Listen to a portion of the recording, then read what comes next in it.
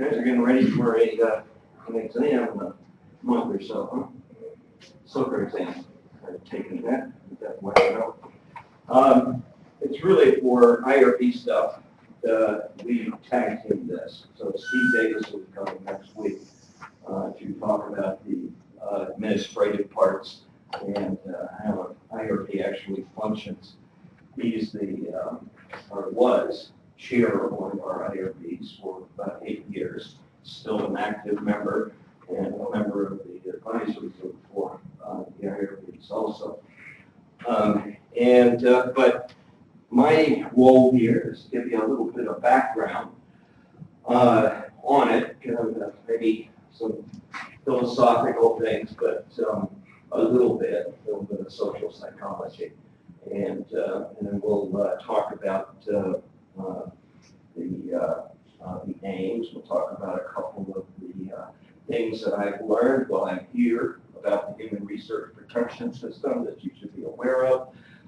The historical stuff and regs at the end, those are the things, not the end, but they'll be the last 2/3 of the time, will be the things that you'll probably have on your SOCA exam, and or that you will, and that you should be ready, checked off of that. But this is checked off, and just make sure that you're aware of that. Go back over your notes before you take the exam. And that's why I've given you the handout here so that you can do that that time.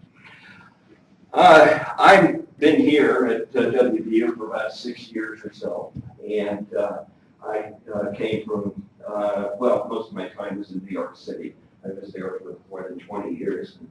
I had a joint appointment at New York City Department of Health and at Columbia School of Public Health. And but I was the chair of the IRB there too for about 10 years.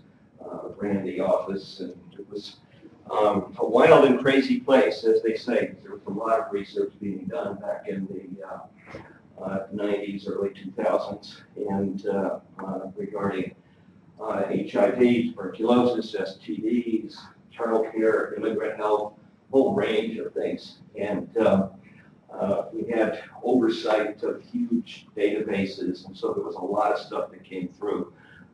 Whereas also biomedical clinical researchers wanted to have access to our Department of Health clinics, of which there were over 200 in New York City.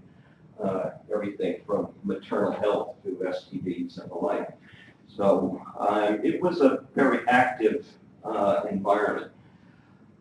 So moving on from there, I guess I have to talk about that. This is what we do in IRB world, in human research protections world. This is the essence of it. Human dignity, social justice, and an economically and politically unbalanced world. That scale right here is, I pulled up from the word reservoir of symbols, but I made sure that it was an unbalanced scale because up until 1974, really, it was totally unbalanced, and it still doesn't have the same resources available to individuals on this side. This side, or excuse me, on that side. This side over here represents research institutions, funding agencies, PIs, and all of their ancillary support entities for biomedical research, for all kinds of research in the United States. Human subjects have really, until 1974, there was absolutely nothing available in terms of protections. And with the National Research Act, which we'll go into and how that evolved, we'll talk about that in a little bit. Until that time, there was nothing, and human research, formal human science, human research, human-based science had been going on for about 300 years. It's been pretty formal in the United States, Western Europe, Japan, China, starting to make inroads into China, Taiwan in the 40s, 50s. And so we saw a lot of it, but still no formal measures to try to protect the human subjects who were dependent upon the goodwill of the researcher, of the scientist.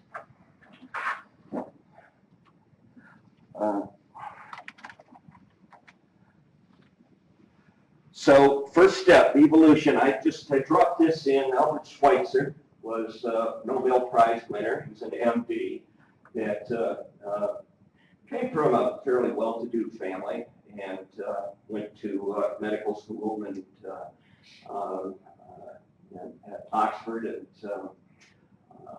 back in the 40s, and he decided, and he was well on his way to having a very successful private practice, and decided to do a what you might call a residency now in sub-Saharan Africa. And he went down there and never came back. Well, for brief trips and the like, and made it his mission, his goal in life, to set up a whole series of clinics, health clinics throughout sub-Saharan Africa. He won the Nobel Peace Prize, and he also became a prolific writer in ethics, the broad field of ethics. And he won a Nobel Prize in 1956, Nobel Peace Prize. He was, at that time, the first individual to say that he was not going to be able to make it and to receive the award. And he told them that he was busy with some work down there. He came up a couple of years later and gave an address, because that's, of course, one of the requirements for the Nobel Prize, because he wanted to receive the prize money to be able to use for his work.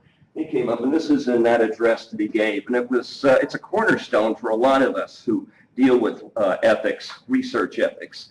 First step in the evolution of ethics, sense of solidarity with human beings, other human beings. And what he meant by that was you can't even begin to start or to try to be right, wrong, determine what is right or wrong, unless you feel about others the same way that you do your family, your mother, father, child, spouse, friend, whatever. So that kind of relationship is necessary to take you to the next step. It's something that we think about a lot in this field, and hopefully it'll become clearer here in a minute.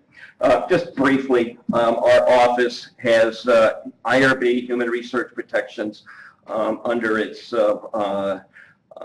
oversight, animal care and use. That's the IACUC, Conflict of Interest in Research and Responsible Conduct of Research, Education and Training is the other area. So IRB protections, or human research protections. Any human subjects research conducted under the auspices of WVU faculty, students, staff, using facilities, data, accessing staff, patients, students, must be reviewed by the WVU IRB. It's an important sentence. I can't say enough about it. It's one of those things that you really have to keep in mind for yourself and also for others. If you're using data related to students here at WVU, and you're perhaps a faculty member at Purdue, which happens all the time. Other schools want to use our data, vice versa, research teams, and the like. Anything that has to do with human research, and if it's being done, perhaps not even being done by one of our teams, but they're using one of our sites here and doing the research, it has to go through the IRB. If it's a data set that they want to get hold of, you just got to make sure. And if you have any questions about that, then you need to give us a call and let us know so that we can this, unfortunately, about 10 times a year, there are people who leap out ahead and do research and human research without coming to the IRB first. This is not just something that is, it's not for the sake of the IRB and for its reputation that you have to do that. Of course, we want you to make sure that you do. But these days, any editor of almost any journal, research or science journal, one of the first, and if it has anything to do with humans, the first things they're going to do is you run it through your IRB and make sure that you attach your your IRB approval letter to it. It just won't even go to second base or to first base if you don't have that. So just make sure that you And even if it's NHSR, not human subjects research, a lot of data sets that get classified as that. They might be exempt, but they also might be not fall under our regulations. There still needs to be a memo that we need to send you that says this has been classified NHSR, and so you can show that editor that you made a good faith effort.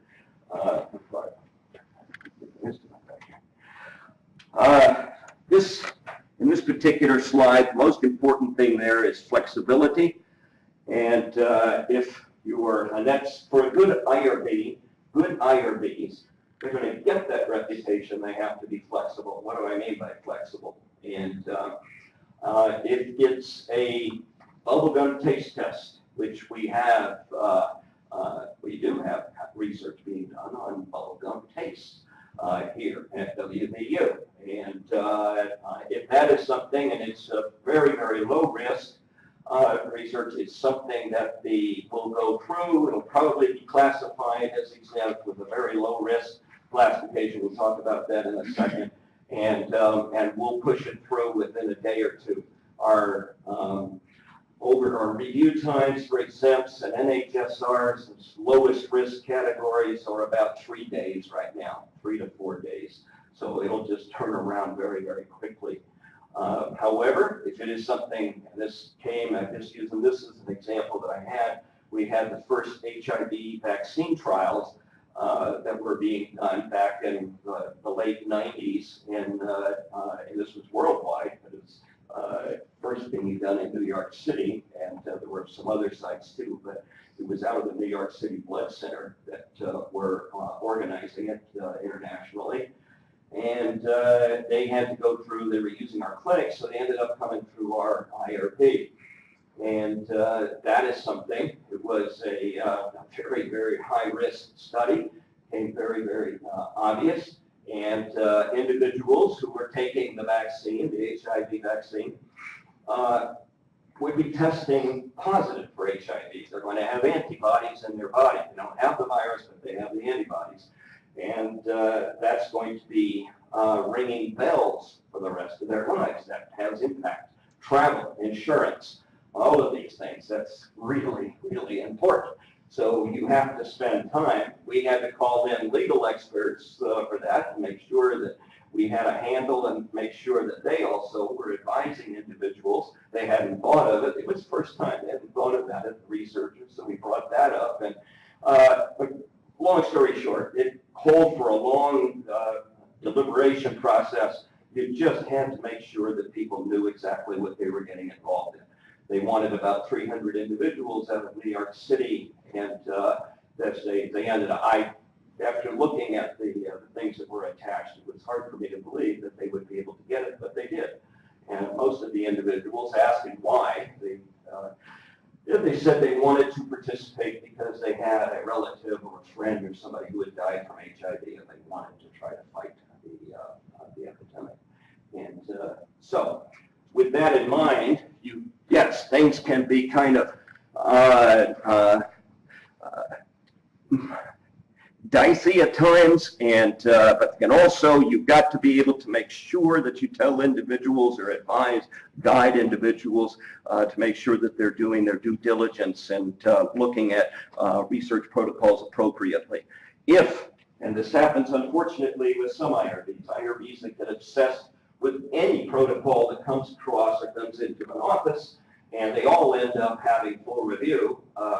By the way, that's something they do for the most part at Duke University, because Duke got into a huge mess about 15 years ago, and they shut down the university, and it caused that. So they've become extremely cautious now. But you don't really want to do that. You want to be able to be flexible. And we've got 3,000 active protocols here at WVU at any point in time. There is a lot of research that's being done around here. So you just can't fixate on one thing. So that's 3,000 protocols related to human research. So minimal risk studies, thorough, quick, and more than minimal risk ends up with full board. As I was talking about non-human subjects research, an example of non-human subjects research that we had in the past some research that's done on not a lot of biomedical, well, big databases. It can be just totally anonymous, and that you can classify it as not human subjects research, and it falls outside of the regulations. The regulations are Title 45, Part 46 of the Code of Federal Regulations. We just call it 45 CFR 46. We'll talk about that in a little bit too, but that's the Bible, you might say. This is a good point for IRBs. It's a good point to talk about that code of that particular section, 45 CFR 46. Back in 1972, 73, 74, when the committee that was delegated with putting a research protection process together here in the United States, we'll talk about why that came about in a few minutes also. There was a long discussion, debate about whether to try to address any and all situations that might occur related to human research or human biomedical research. More for that really was what they were most concerned about. Or should we try to have general principles and decentralize the decision-making process? The decision was made, and it was a very, very deliberate, concerted decision to keep it decentralized. Hence, we have Title 45, Part 46, CFR, is about 20 pages long. There's an addendum called the Belmont Principles, Belmont Report, that's about 10 pages long. The whole thing is about 30 pages. Now, this is as compared with, for instance, HIPAA. I have a friend of mine who's a HIPAA officer at an institution back in New York. I went into his office one day just to chat with him about something, and he was in there, his printer was just running. And I had a stack of paper like this, and he said, I wanted to have a hard copy of the HIPAA regs. And the thing was looked like about 4 Manhattan phone books. And just kept coming, and I showed him I clicked it up, we showed him online what we had, and ours was just about 30 pages. And I said, there's quite a bit of difference. With HIPAA, the thought going behind it, we're going to try to address everything. And so we turned it into a monster document. However, it has pluses and minuses to it. The decentralization means that the IRB itself, which is supposed to be very representative, balanced, supposed to have wisdom inherent on the board, experience. It's supposed to have people who are patient, ready to do the job, understand what their role is, too, and are also discreet, et cetera, et cetera. These individuals take this very difficult job on and then make a decision about any particular protocol and are supposed to infuse into it protections for the individuals who are participating. So it is a very deliberate, and it can be a very difficult process at times. But again, decentralization, not centralization, meaning that it would go all the way, or most of the decisions might get made in Washington, or perhaps even in an office, an administrative office, or whatever. It's supposed to be, and the IRB is supposed to be representative of the community that it is based in. So you have community members as well as scientists and the like. So this is the whole ethic behind that. NHSR, example I was talking about can be, for instance, parade research. There's or crowd research that's been done. If it's on totally anonymous individuals who are in a public place, that's human research, but there's no names attached to it or anything, so it would be classified as NHSR. It can get very minimal. Child psychologists might walk into a playground where a bunch of kids are playing, sit down at a bench, and just start making notes, watching toddlers, 2 to 4-year-olds, running around and how they interact with each other, making notes, has no identifiers, just kind of watching their interactions. Observing, not having any impact upon it. then if he or she reaches into their carrying case or whatever, pulls out a red ball and throws it into the middle of the kids, and then let's see how they interact or how they react, that is interaction with the children. It's no longer an HSR. It's ramped up into you're impacting that group. And so now you're going to have to go to, the IRB is going to have to do a review of it. Exempt research is, it's a misnomer. It means it's exempt from review by the IRB, the formal IRB, the board itself. It's considered to be so low risk that, and it gets classified, there's 6 classifications for exempt research. And when it comes in, we have a couple of triaging agents in our staff, and they look at it and designate it after they read through the protocol. Recommendations are made by the PI, but they'll decide. Exempt means very low risk. The decision, the approval can be made by an administrator within the IRB office. Does not have to be a member of the IRB. It's an important distinction. And so, and it allows things, again, to move through very quickly. For both of these right here, they move in and they come out within a couple of days. Expedited research means the whole board is going to look at it, but it's still relatively, it's lower risk. But one person is considered or designated, delegated to be the primary researcher for a particular project. That person, he or she, reports back to the board with their decision and says, I reviewed it, here's my review. They have to write out a review. It could be 1 or 2 individuals doing the expedited review. And then the board reviews that at the end of the month to make sure that they feel it's appropriate. If any board member just thinks, I think this has got more risk attached to it, or I think it's inherently more risky than it was designated here, then that has to go to the full board. And that's this one down here, full board. Expedited reviews, by the way, for us, take about 12 days on average lately. That's as opposed to, I think it's 29 days is the national average right now. And according to AHRQ statistics, that's the Accreditation Association for Human Research Protection Programs. And we also have a full board turnaround time of about, I think it's 29 days, a little bit less than a month. Now, full board means just that. And all biomedical clinical research has to go full board. That's an FDA requirement. So I think that's probably what all of you are concerned about here. The full board will look at it. We usually have 2 primary reviewers. We'll call them primary and secondary, but there will be 2 reviewers that take the lead on the review. All IRB members are supposed to do the review, be ready to discuss, which with our boards they usually are.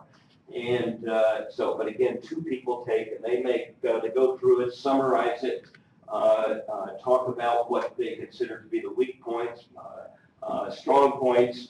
They will also, if we have not a fully developed system, it has still here at WVU for research, clinical research that's not oncology related. And there is a scientific review board, the PRMC, for our cancer studies. We don't have scientific review for the rest of the fields, not with orthopedics or with community medicine, just examples, none with those. So that's why that's important is within the regs, 45 CFR 46, there has to be a scientific review. For the most part, there has to be a sign off within the departments by the department chair or a designee who is signs off and says that they have looked to make sure that the research can be done from both a logistical standpoint, but they're also supposed to look at it from a scientific standpoint also. And so, but if that doesn't get done, or if it isn't done satisfactorily, or if it doesn't look like it's been done with any thoroughness, it's not addressed, sign off from the department, then the IRB has to do it. So, and there's a lot of pushback from PI saying that IRBs are not supposed to get involved in scientific review. Yes, or excuse me, looking at methodology. Yes, they are. They have to. And if it's not done at the department level, and then it has to be done by the IRB. It has to be documented, and they have to say that, at a minimum, they have to look and say that this meets the criteria for an appropriate in terms of research methodology for this project, and has every indication that it is going to give scientifically useful information. If it looks like it's a waste of time, if they have only asked for an N of 3, for instance, for a project, and they think that they're going to open up, the doors of, in terms of enlightenment for any particular area, then the IRB would say this is just too small an N, or it happens all the time. You're going to have to get more subjects in here and to be able to have any scientific validity here. So that's just an example. But scientific review is important. All right, the authority of the IRB, requirement of review, approve, disapprove, modify. We've talked about all of this already. Conduct continuing review. These are important at least once a year. You have to look at all projects that have been approved. We don't look, there's just a new piece that was added in the revision of the regulations, just came out a couple months ago, and that says that for exempt and NHSRs, well, we haven't done it with NHSRs in the past anyway, but with exempt research, we don't have to review it except at the time that it is approved. But for expedited and full board review, it has to be done at least once a year. You have to do a continuing review. Can be done more often. If it is a risky research project, it is not unusual. They will say, this, I'm not sure about this, and gives me kind of an uncertain feeling. Somebody or some group might say that within the board, and they say, well, you're going to have to come back in 3 months, report to us in 3 months about what data that you have, and so that we can make a decision. Is this something that should be moved forward, or are there inherent risks within this that are not visible right now but would come out in 3 months, rather than waiting a full year to look at it again? If something happens, though, and if somebody drops a dime, and of course, phone booths are not a dime anymore. That's an old phrase.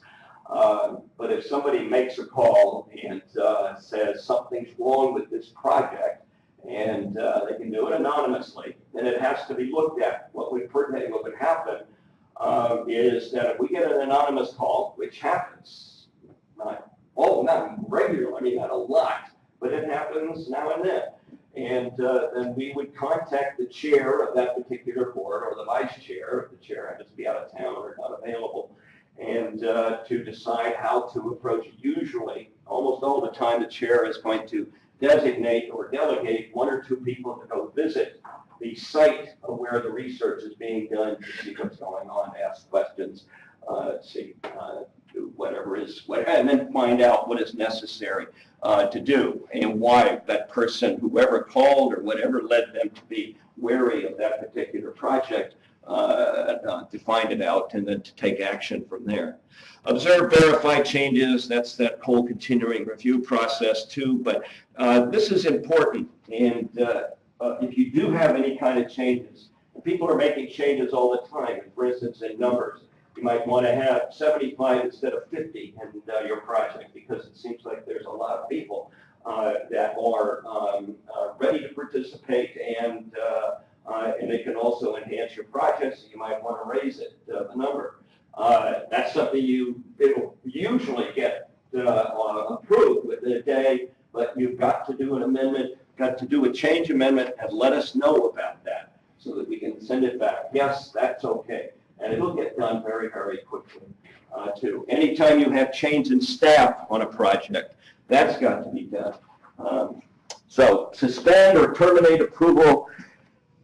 Suspensions, unfortunately, are happen fairly often. People get off the rails for one reason or another, And usually what gets done is you suspend a project.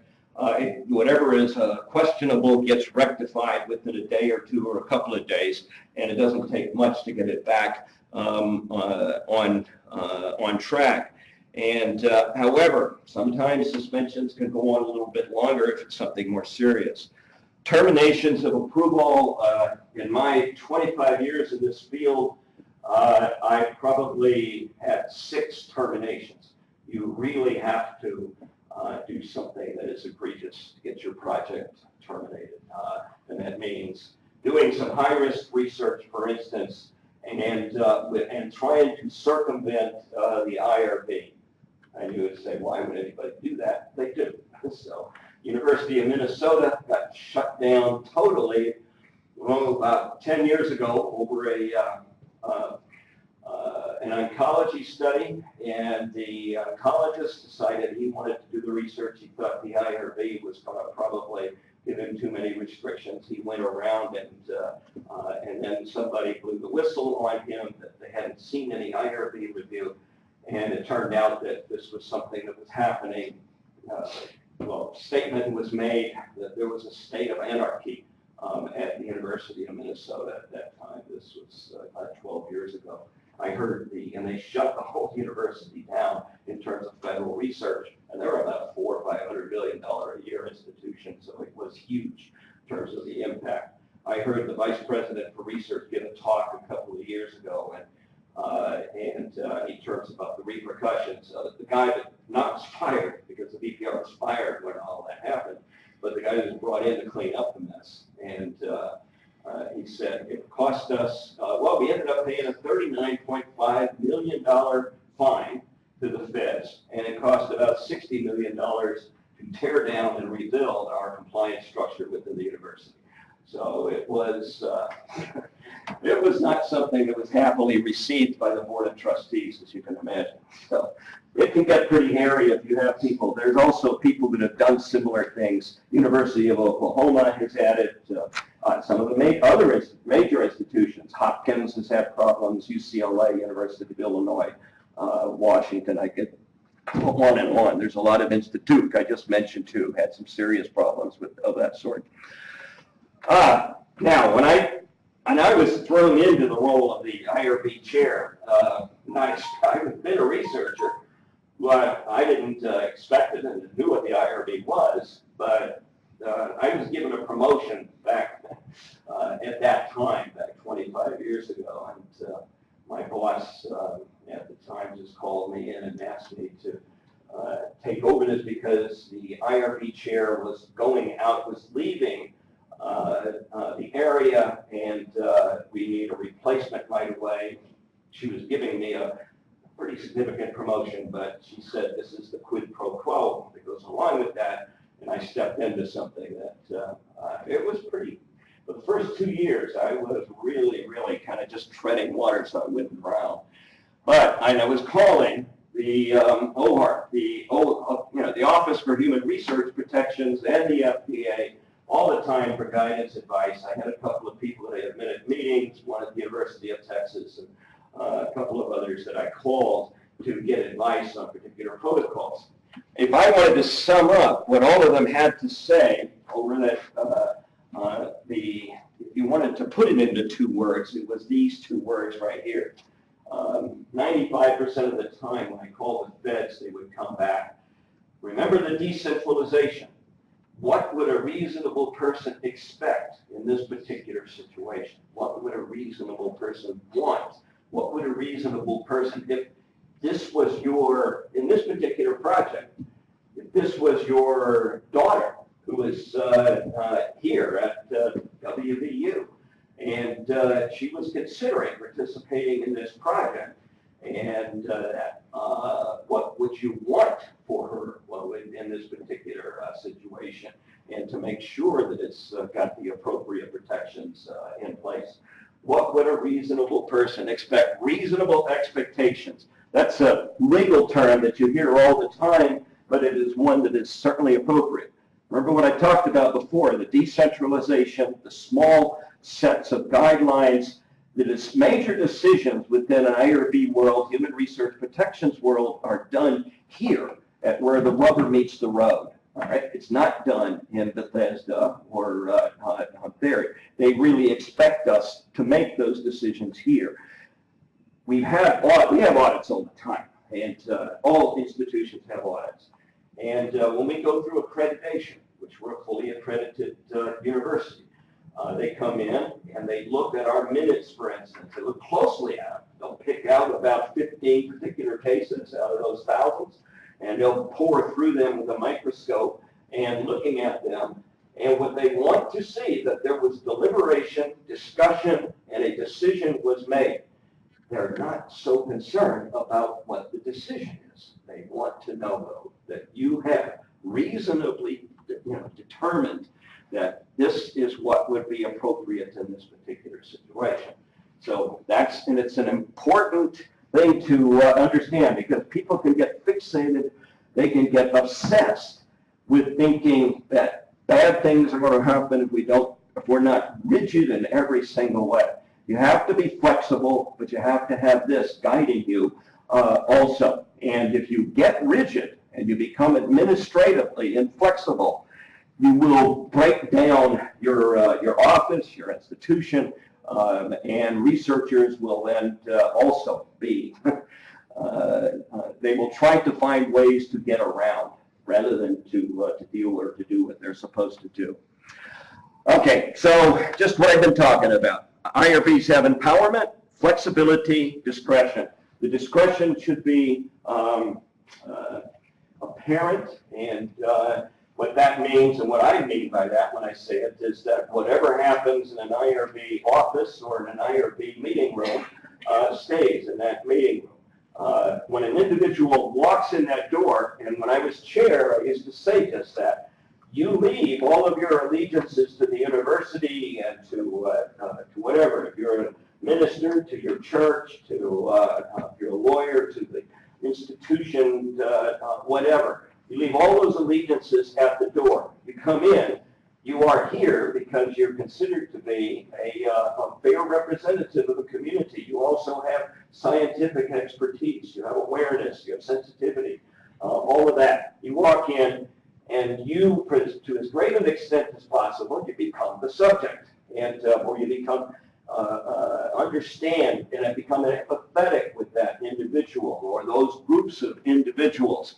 And the decisions that you come to are supposed to be held, or they're held within that meeting. Here's it's something that happened about 20 years ago. It was a young professor, assistant professor, coming up for tenure. And the chair of his department had sent a protocol through, and that professor, who was on the IRB, that young professor, looked at it, had some very critical things to say, and unfortunately the things that he said were leaked to that chair. And the chair, of course, had great impact upon his tenure process and on his P&T. And so that it caused a very, very big to-do, let's put it that way, within the college at that time. And it's something that we try to make sure we emphasize. That we now have people that sign a certificate of confidentiality when they come on board, to make sure that they understand they're not supposed to talk about anything outside of that room. It can really work against you and can make people can be very vulnerable too. We also don't talk about IRB decisions, just like you don't with medical records or with talking about an evaluation of a particular patient. You don't do that on elevators. You don't do it with research either. And because you just don't know and what might come back from it. So discretion is very important.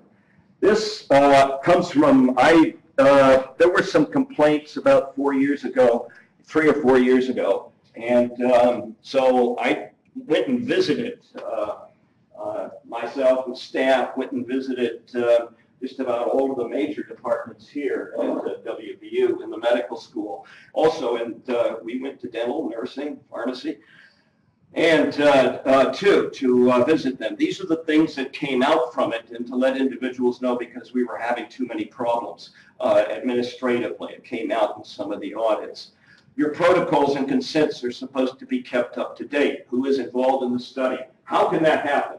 Well, it can happen very easily with residents, for instance. A resident who's coming in to do a 3-month rotation, as soon as he or she walks in the door, another person is leaving, they're handed over, you're going to have to consent this particular individual on this particular study.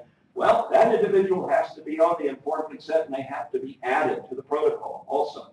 And if Jane Doe left the protocol, that is supposed to be told to the IRB. She left, he came on, and taking responsibility for it.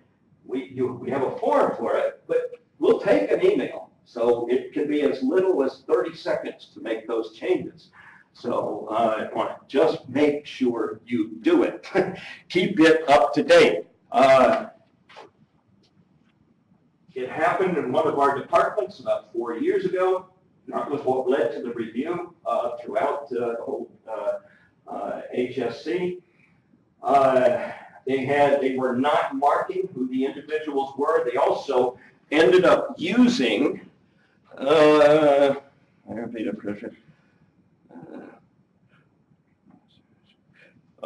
do what the amendments or opportunities, the protocol, other than do not write on the and do not cross out. But in any event, that's it right up here. Keep the protocol up to date.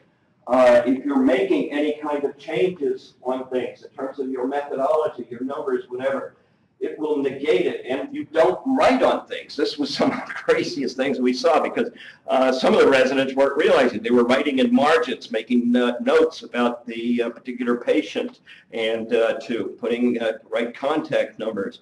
We even had a couple of them, I couldn't believe it, they had whiteouts on the informed consent because they didn't like the way that it was phrased, and so they thought that was not appropriate.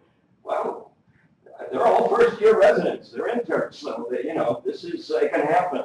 So we made a point of then of going through and doing education. We try to get out and do as much of those as possible now to let the first-year residents know these things are required. What happened with that particular project, about 42 protocols ended up having deficient informed consent forms. The project was larger. It was about 200 individual, or the protocol numbers were larger, about 200. But 42 were negated because of this kind, and the sponsor, the fund, wanted to have those other 42. That was our responsibility to make sure it's done right. Well, individuals had come in for appointments and all these things. When they did the informed consent, all of this process, they were here at WVU, but then they dispersed. And with those 42 individuals, some of them were here in Morgantown, some of them were here in West Virginia, but others were down as far as Kentucky and over in Ohio and up in Pennsylvania and in Maryland. Logistically meant what we had to do was we had to take the forms and go out and go through the informed consent process for those 42 people and do it all over again. That was not something that was looked well upon by the administration. So keep your protocols up to date. Don't write on them. Don't do anything that is going to nix your informed consent. Termination, I talked about that already. You need to be on the protocol and the consent form if you're doing the consent. And let's see, for serious is an unusual serious step. I talked about that. Do what the protocol says you have to do, and make sure that the amendments and continuing reviews, all of those things are opportunities for you to make changes. Those are not, we make it purposefully not difficult here, and for individuals to do those sorts of things. This, in a nutshell, is pretty much what I just talked about. What researcher responsibility, these are pulled from the regs. So is there anything here that I haven't appeared in the requirements, respect rights of human sub? No, we talked about all of those. All right, so let's talk about a little bit more, sometimes a little bit sexier, you might say, the history of how we got here to this point. And I'm going to talk a little bit going back. I'm not going to go all the way back 300 years, Well, there is one. Walter Reed made huge leaps forward for human research protections with informed consents. He wrote some informed consents related to research that he was doing on a malaria vaccine, and back in the early 1900s, late 1800s, early 1900s, and some of his consent forms that he wanted people to understand what they were doing, because they were going to be infected with malaria and they would be taking these different drugs, and so he wanted to make sure individuals knew what they were getting into. He did some wonderful things. They almost became models for people to work on later on. None of this, though, he did this because he wanted to do it. He felt that it was his responsibility to do it, to make people know. That was in the early 1900s. For the most part, it was all being done down in Panama, for the Panama Canal. Well, let's start here, though, with in 1946 and 47. This is just an example. I visited Dachau myself a couple of, about 20 or so years ago, and went to that site where they were doing this kind of research there. There's a number of pictures I could have drawn. These individuals are supposed to be, quote unquote, MDs. This is a concentration camp prisoner. He's tied up. This is supposed to be as a flotation, and it's supposed to be a recovery device for their pilots. These are all ice blocks here. So the individual is in freezing, just a little bit above freezing water, and they have this here, this tube that they're testing his breathing. And all of these individuals were brought to expiration to death. And while they were doing these projects because of pilots going down in the North Atlantic, and they wanted to have more time to get to their pilots, and who were shot down. And so that's why they said they were doing it. But this was being done at hundreds of concentration camps there in Europe at the time. These individuals came to trial, or many of them. It's about I can't remember the exact number, around 40.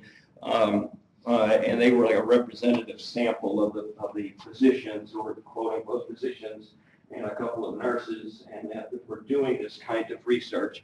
The one who was doing the most egregious research, Dr. Mengele, Joseph Mengele, escaped, and they found out a few years ago, they came across his remains. I guess he died of natural causes in Brazil, and got through the fingers of the authorities.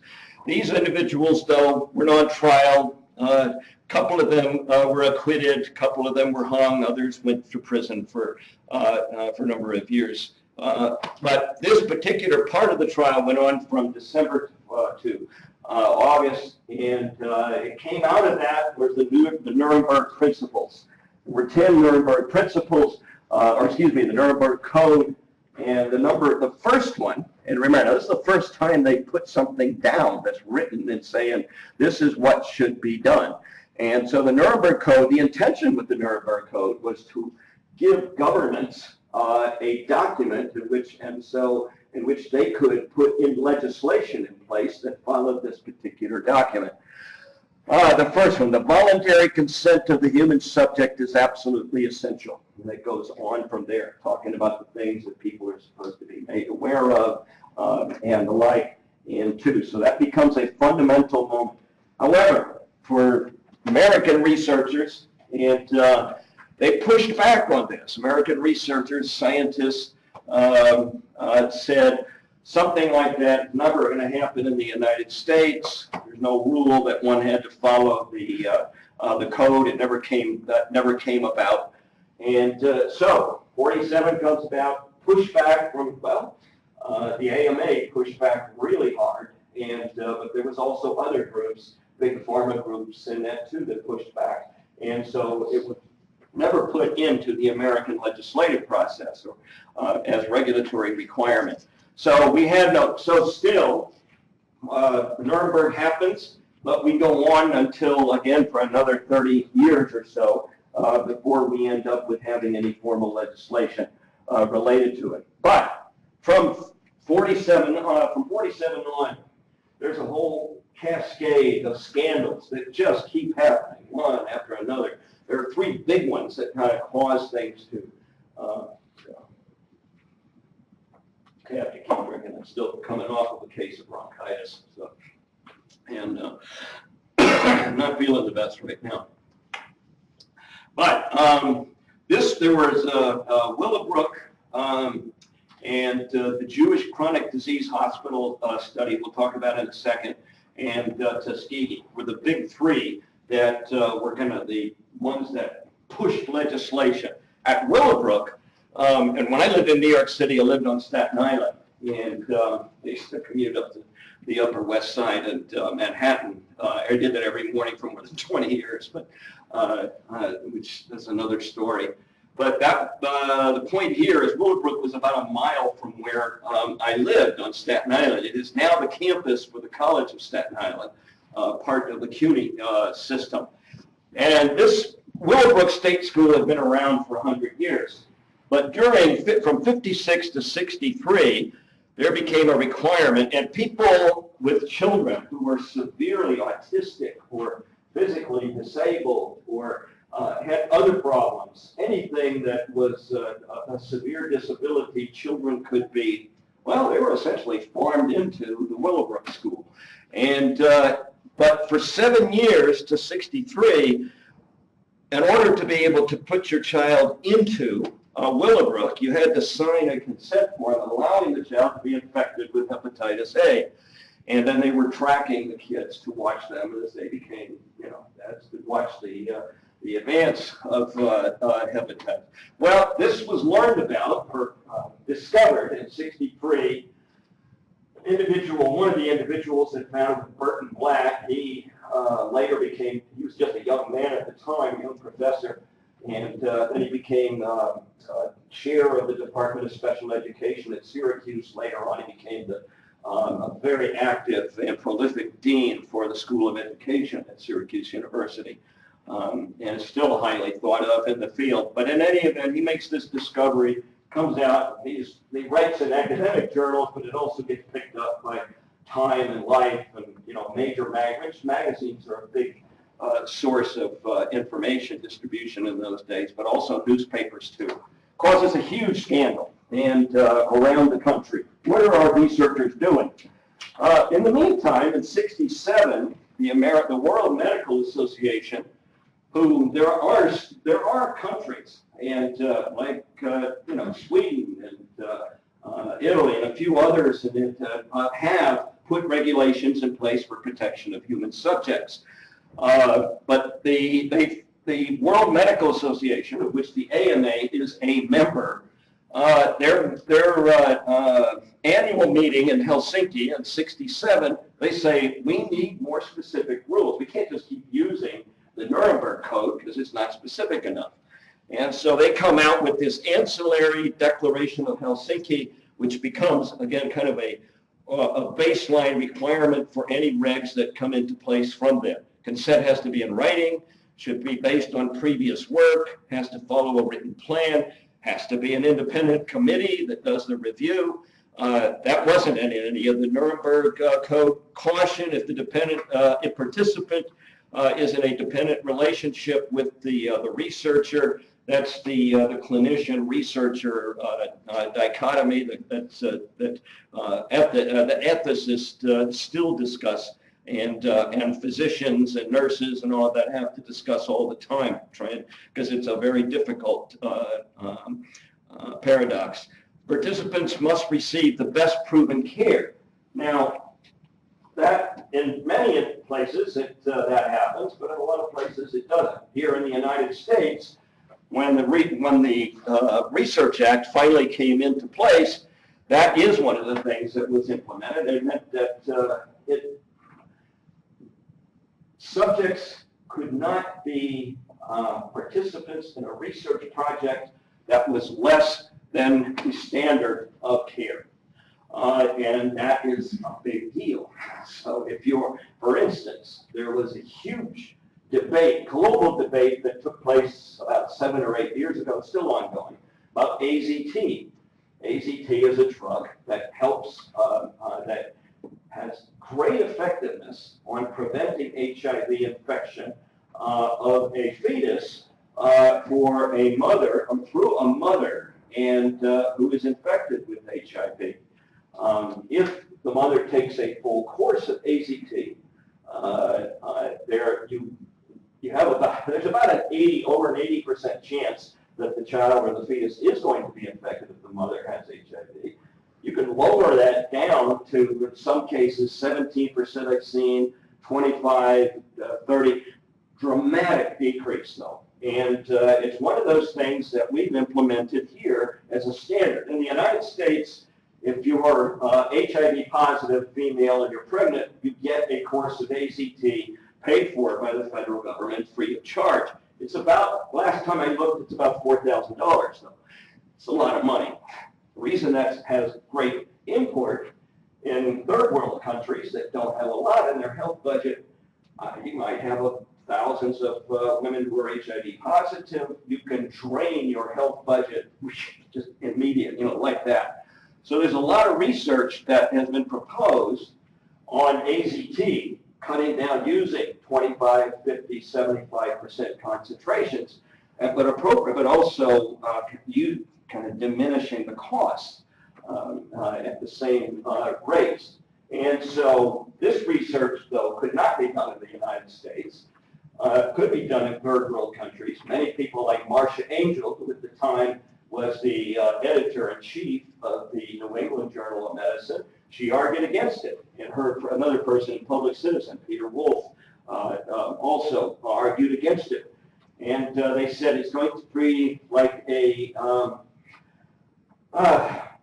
it'll just be a cascade. If you start doing some research in other countries that don't, that is less than standard of care, it's going to be a tidal wave, and it's going to end up with most of the research being done there. Unfortunately, that's happened a lot to a great degree. But health ministers in places, I heard a guy from Tanzania speak at the United Nations some years ago, and he said essentially to Marcia Angel, butt out. I've got to find a way. I don't have much money. I've got to find something that's cheaper, but has at least some effectiveness. And so this has really caused a lot of ethical disagreements around the world. But that health minister has an ethical argument that's valid. Marcia Angel has an ethical argument that's valid. So it's one of those things that who's right? Well, all right, moving on. Tuskegee and Guatemala.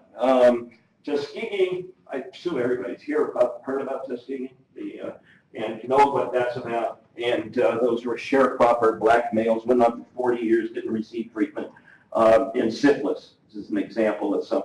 The ones that were even the worst, though, were the men who died from the syphilis of the brain, and a number of them died and didn't receive any care. This is the group that needs to be kept in mind about it. This is the guy that ran the project for about the last 30 years of it. Nurse Rivers was the recruiter.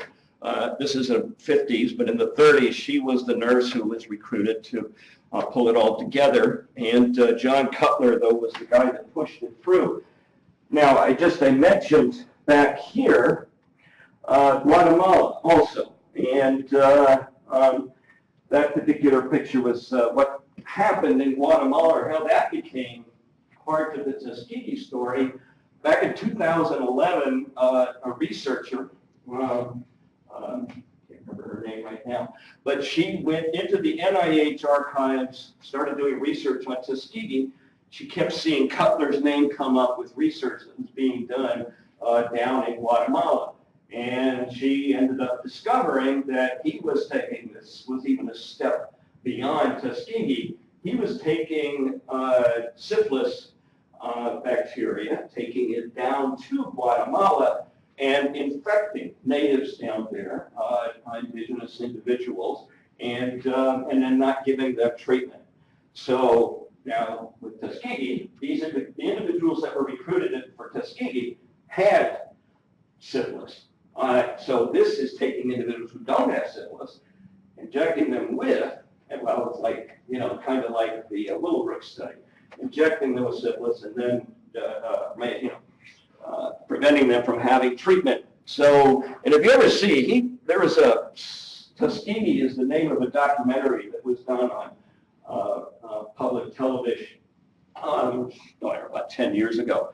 He just died about 7 or 8 years ago. He was at Dartmouth after he left the CDC Public Health Service. And he still to this day, and he sounds like him, he said, I did it for the greater good of humanity. And then there were questions being asked by the survivors at Tuskegee, you know, if it had been your child, you know, what would you have done? Who is participating in it? In any event, Tuskegee is the one that just pushes things over, and that causes the National Research Act to come about.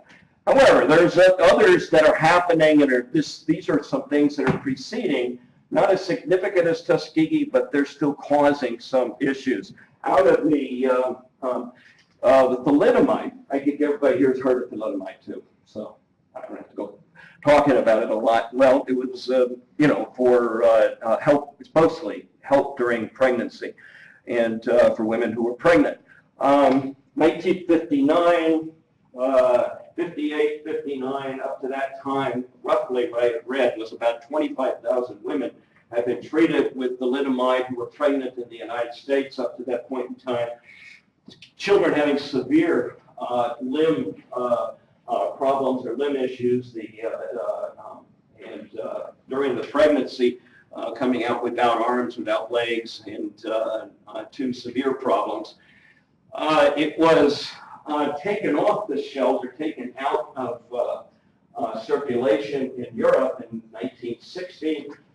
It was in the United States, though, there was a push by, again, a couple of the pharmaceutical companies and also some others who had some investments in it at the time to push thalidomide through.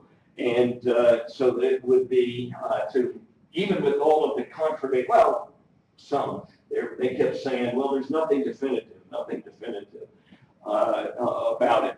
Well, what happens at that time is this person, Frances Kelsey, she just died this last year too, 2016, and she's one of those people who are kind of a storybook hero, you might say, because she was the FDA officer who was in charge of reviewing the thalidomide literature. She would not, and it was in her hand to okay thalidomide, and she pushed back. For about 2 years, she was just beaten on, pushed relentlessly by senators, by even the president got involved, Eisenhower at the time, and by owners of big pharma companies and her own boss at FDA, pushing on her to sign off. And she said, I'm seeing not good data here. There's nothing that says it's good, and there's other indications. She kept pushing back. Finally, in 61, the data just became overwhelming, and they took it off the shelf. But she had 2 years of merciless persecution into that. And then in 1962, which even before the National Research Act, this was for the FDA specifically, the Kefauver-Harris Drug Amendments Act, and that tightened the restrictions. All the things that we have in place regarding our FDA review and approval came out of that Drug Amendments Act in 1962. Really an important step, and something that you might want to look into yourselves.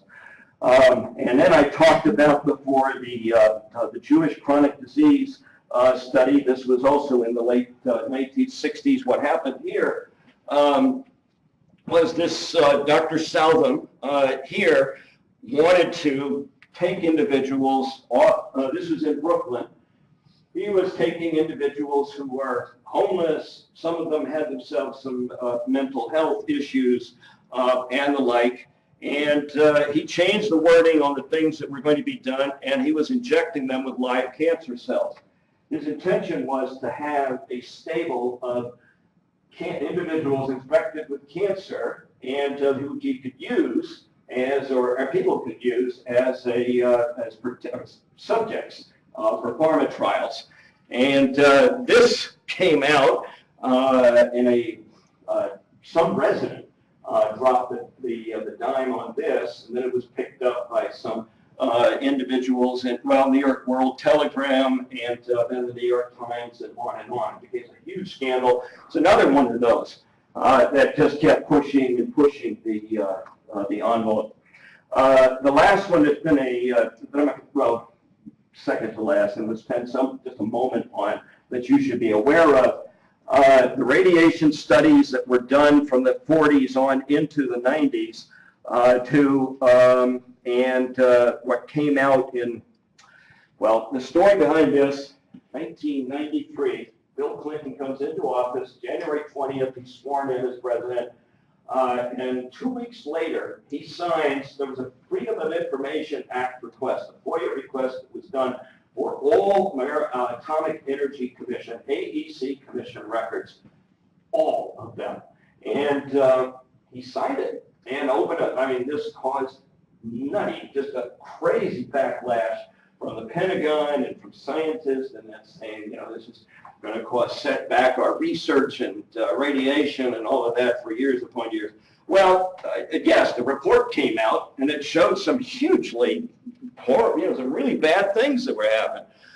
Civilians, inmates, children, disabled children, pregnant women. One study that I saw when I was looking through the report, they took a number, this is in New Mexico, they took a number of pregnant women at 3 and 6 months gestation, and they would come in thinking they were just coming in for a regular visit, sit in a waiting room, not knowing that the waiting room, they were being bombarded with radiation in the waiting room, and then taken out, answered a few questions, sent along their way, and then after they had the child, you know, a couple months later, then they would bring the children in to be tested and to be looked at to see what the effects. All of this was rationalized because, you know, Russia's got the big one and the whole Dr. Strangelove thing, and everybody thinks that, well, I was a kid in those days. I mean, you know, hide under your desk when the mushroom cloud goes up. So, and this was, but it was a pretty shameful chapter, and for everybody. If you want to look into something, there was a woman, Eileen Wilson. If you want to see yet another person who just did a great expose. She wrote that in the Albuquerque Journal, something like that. One of the main Albuquerque newspaper won a Pulitzer Prize for it, and the plutonium files. And so I highly recommend it. Well, there's the report right there that you can find online. There's a copy of the first page. So, Jewish Chronic Disease Hospital, Willowbrook, and Tuskegee. Those are the big three that people, when they start talking about. But Tuskegee, the dominoes are still standing. Tuskegee comes along, and the dominoes fall. They just, the whole thing just comes cascading down. The general population or the general populace says, we can't trust researchers. And so now remember, too, Watergate is breaking at that time, and too, when all of this is happening, coming out in 1874, Nixon resigns. I mean, there's a huge backlash from the public at that time saying, we don't trust major institutions, government, science, whatever, because of all of these things that keep happening. They've got to have some controls in place. So the National Research Act comes about, and when we come back to this, let me.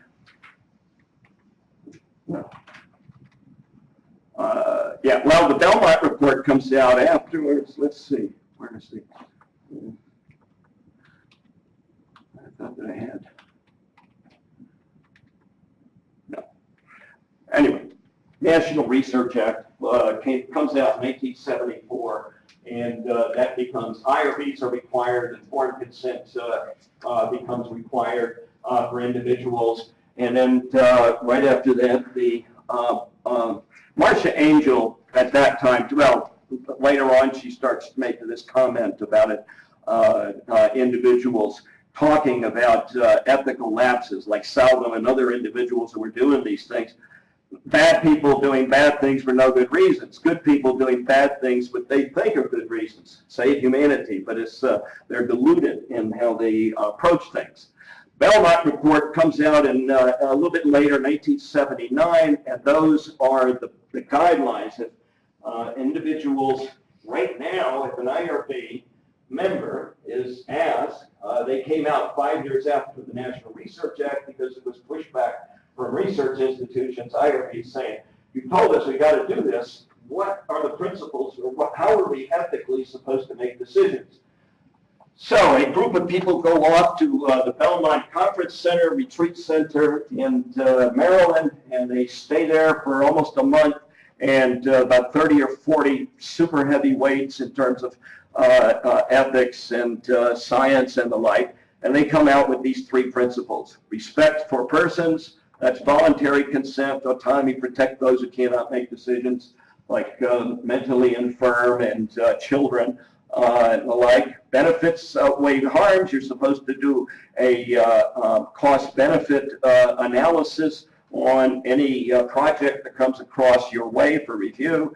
And justice, meaning that the research should be done in a balanced way rather than what they were talking about with the AZT research. You end up being done in a place that makes it cheap and to do, and perhaps people are a little bit more vulnerable too.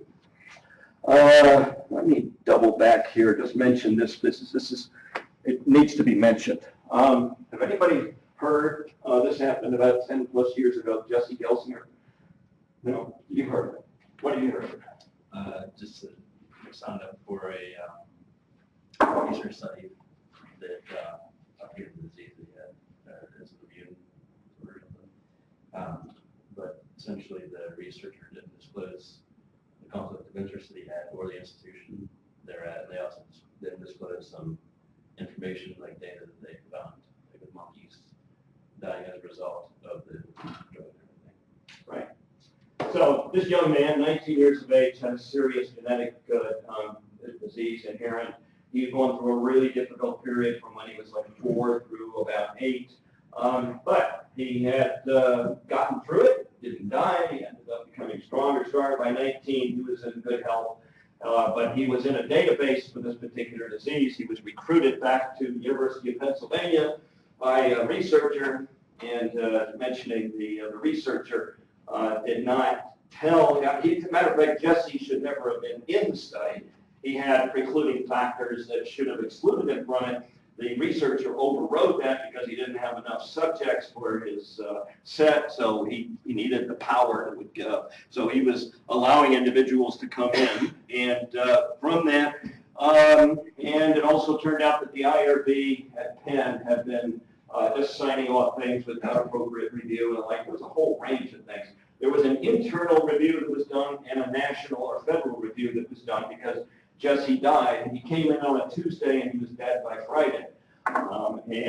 So this caused a federal review. Huge. This is the cover of Time magazine. The whole thing is about Jesse Gelsinger. But what is really causes people to go, the public to get really incensed, is that the researcher, the PI, had $7 million in stock in the company that was funding the research. If it was successful, it was foretold or forecast. They said he would have doubled his earnings, so he would have then he would have had $14 million in stock. He would have doubled the earnings of the stock valuation for the company too. So he was being very, very lackadaisical, but he never told Jesse or any of the other participants about his investment. So conflict of interest since then has become a huge issue. Any of you in this room, just by your being here, you should be doing a conflict of interest disclosure, by the way. They take about 30 seconds to do. You should have done one. If you are in any way involved in any clinical research, you should do a conflict of interest disclosure. They're very easy. Go to our website, conflict of interest. You go to the disclosure form, 4 quick questions. So don't put that off. Okay, moving on. Here, the American anthropologic, because this is not all just biomedical. It also happens in the social behavioral sciences. The American Anthropological Association, this is off their ethics page, talks about most of all researchers must be sure that research does not harm or exploit those among whom the research is done. That comes out because of a specific case. In a nutshell, young man gets his Ph.D., goes down to Guatemala, sits there, and he's doing postdoctoral work for about 3 years. He writes up articles and doing all kinds, just keeps pumping stuff out. In the articles, he doesn't name individuals by name, and he doesn't name cities and the like, but he describes the regions, cross-section, or the region that he's in. You know, two rivers dissect or intersect there, and they also have particular textiles, and think of this and that, cities about 50,000 that I get. And then he describes this environment. At that time, there's a civil war going on, and there are individuals who are involved in some of the social action and social justice stuff. He says, you know, this particular individual who ran a store was involved in this particular meetings and et cetera. Well, turns out that the military and certain individuals were reading this guy's articles, and about 10 individuals ended up disappearing out because of those particular articles. I mean, it was a tragedy. But this caused them to rectify the end. It means social behavioral research, bad stuff can happen too. They don't die overnight from a drug, but bad things can happen. You've got to be thoughtful about thinking about long-range consequences from your research too. So research protection then revolves around trust, responsibility. I'm not going to go into these 45 CFR 46 issues. I want you to, these are the basic, in our, for approval and for informed consent, these are the basic elements. If you're an IRB member in our particular IRBs, you get yourself this orange sheet that has the elements for informed consent that are required and the elements for approval that are required. And on a two-sided sheet, you make sure that all of those are in your, are taken care of when a review takes place. Language, readability has to be appropriate to the subject. That's, you know, here in the United States where I heard somebody say that we speak about, there are more than 500 individuals. I think that's what they say, that for a language to be classified as something as part of our language community here in the United States, like 300 languages that are spoken. And so this is really important when you, for research. It is you have to make sure, if you're the PI, that somebody understands what's going on. So, basic elements, this is the consent process. It's another thing very important because they probably will ask you and so forth to.